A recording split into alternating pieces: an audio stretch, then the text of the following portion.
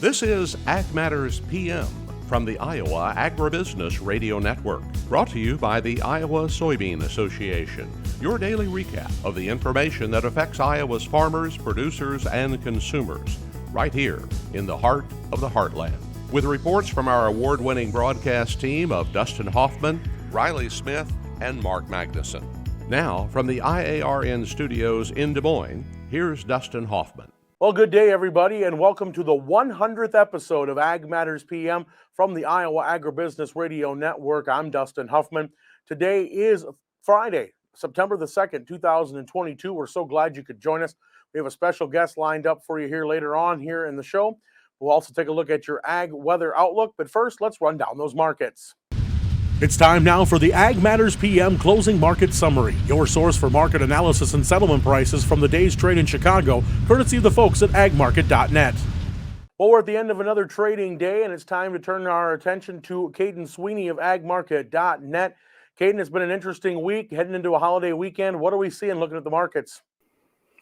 Yeah, pretty typical holiday trade, if you ask me, going into a 3-day weekend. Just seemed like a lot of profit taking, position evening up, going into Labor Day. So I think it's pretty evident, especially when you look at volume in the corn pit, about half of what it normally is. So, we had a strong open Monday after the Pro Farmer Tour numbers, and then leaked off all week, and then took it all back today.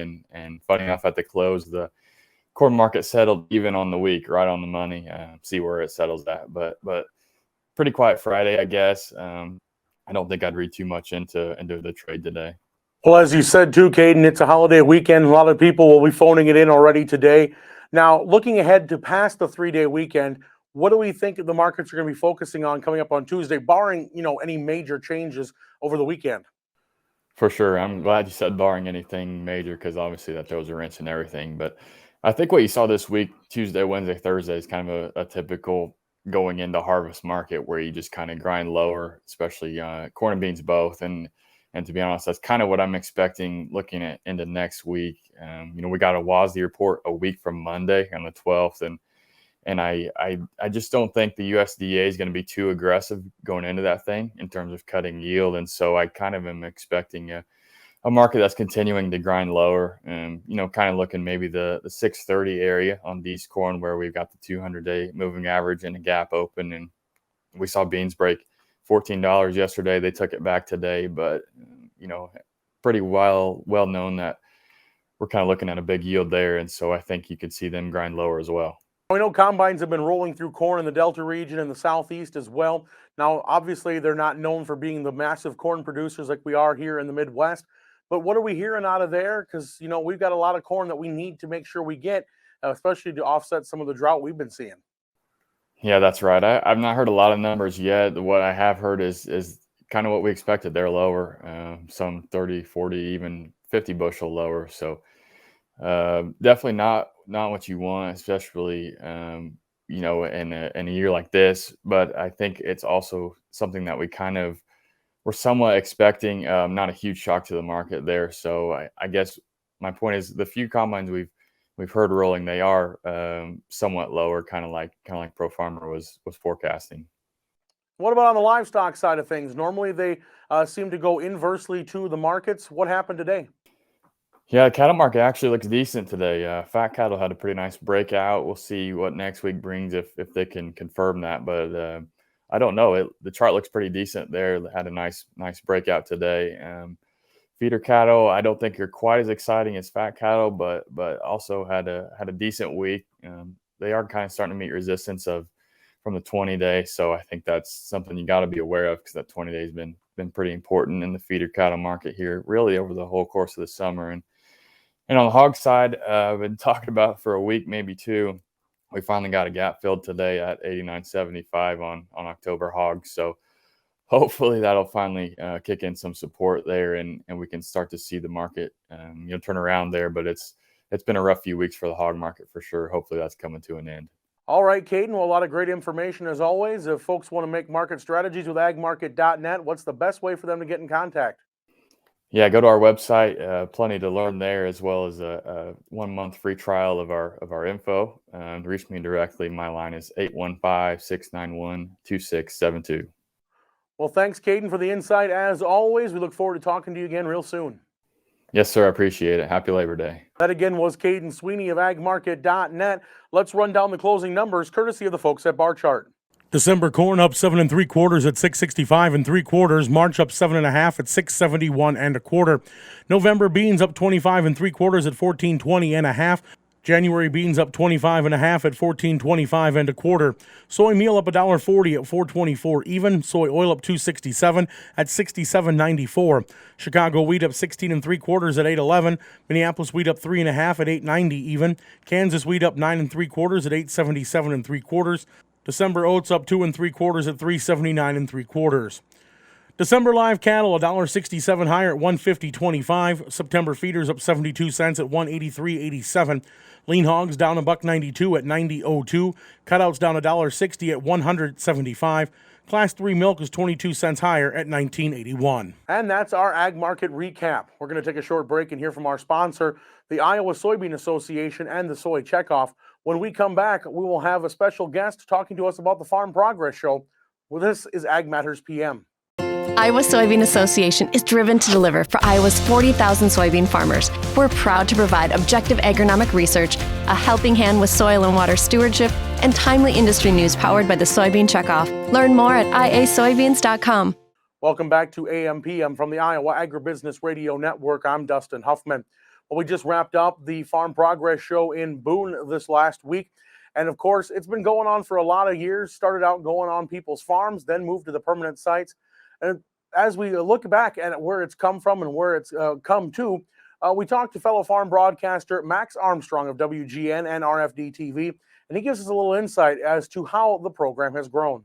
So we're here on Ag Matters PM, Iowa Agribusiness Radio Network, Farm Progress Show 2022 in Boone, and I'm with a guy who needs really no introduction, but we'll do it anyway.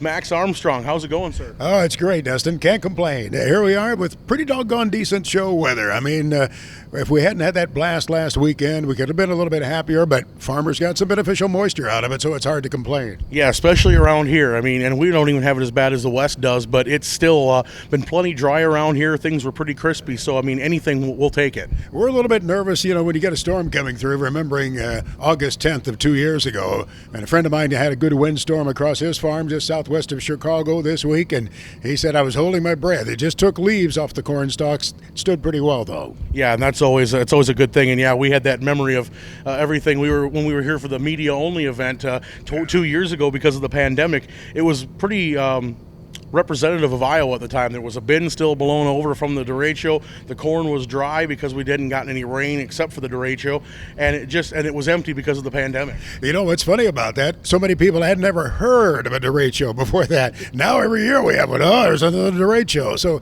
we're mindful of the damage that it brought and how it turned things around to the grain market rather substantially. Yeah, that it did. Well, Max, you're a veteran of these Farm Progress shows. You know, tell us a little bit about where this show has come from and to get where we are today. Yeah, it all started almost 70 years ago. It started in 1953. Actually, the decision was made on Michigan Avenue in Chicago, where Prairie Farmer Magazine and WLS Radio were together there, and some advertising agency guys, and they said, we need to get this equipment out and demonstrate it. In fact, the past president of NAFB, Dix Harper, was involved in that decision to help start that first show, which was in Illinois. It was north of Danville, Illinois, northwest of there, at a place called Armstrong, Illinois.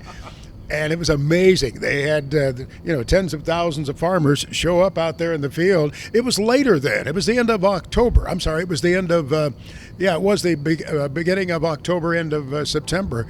And so it was cooler then, and that was the way it was for many, many years. This show didn't become more of a summer show until, I believe, the 2004 show.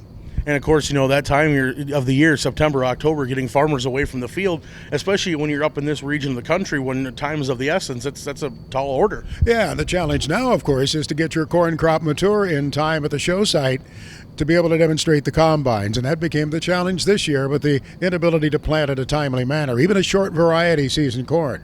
Yeah, that it was. And, you know, we were talking with some people around Iowa here. That's probably what saved us a little bit, is the fact that we got in late. So we were able to be wet, have good wet soil to plant in, and it's carrying us through a lot of this drought right now. And we saw some of those numbers last week. Yeah, exactly. That's what some of my friends were saying, too. Some folks that I talked to in this particular area. I'm glad it was your phone went off instead of mine. It's usually my alarm to make sure I get the markets out on time. You know how that goes. Yeah, you prompted me to shut mine off, so thanks. Always good when the host makes the mistake instead of the guest. That's true. That's true. So when did it become more of a thing where we just move it back and forth between Decatur and Boone? Well, that would have been, I want to say, it was around the 2005 show. You know, 2003 was the last one where it went to an actual farm, and it rained out 2 of the 3 days of that show. The first day was just tremendous, and a cell parked right over the show site there at the town of Henning, Illinois. I mean, if you looked at the radar that morning at 6 o'clock, the entire Midwest was clear except for that show site. It was a cell about 10 miles in diameter and just rained and rained and rained out the show for that day. And that's when they said, you know, we've got to go to a permanent site. One of the exhibitors told me, he said, I spent $20,000 on wood chips and we got 1 day. So he said, we need to do something about it. Farm Progress established great show sites that have just gotten better and better as time goes by, like this one. I mean, you could dump a 2-inch, I hate to even suggest it. Well, we wouldn't argue, though. We could use it. You could have a 2-inch rain on this site, right on the site where the tent city is, and the drainage is so superb, it would just take it away. I saw that happen 1 year. Well, you know, it was just 4 years ago we had that thing put to the test. I mean, yeah, the parking lot was a little tough getting out, exactly. But the grounds were good, and it held up to the test. Yeah, you know, the drainage and the permanent streets. And then, of course, now we have the Varied Industries tent paved. I mean, what an advance that is. If you can remember slopping around in there, you know, everybody was muddy in there, and you'd come out with mud on your boots. And it's those exhibitors in the VIT have to feel like they've died and gone to heaven. I bet they have. Now, you did a lot of years with Orion here doing this show, and you know, he's not been coming back for this last year, a couple of years now. I mean, it's kind of probably missing him, having him along. Oh, my goodness. Thanks for remembering him. He and I exchanged messages just last night, and he said to say hello to people like you asking about him. And, yeah, it's a little bit different having been here with him over all of those years. He started covering the show in 1960.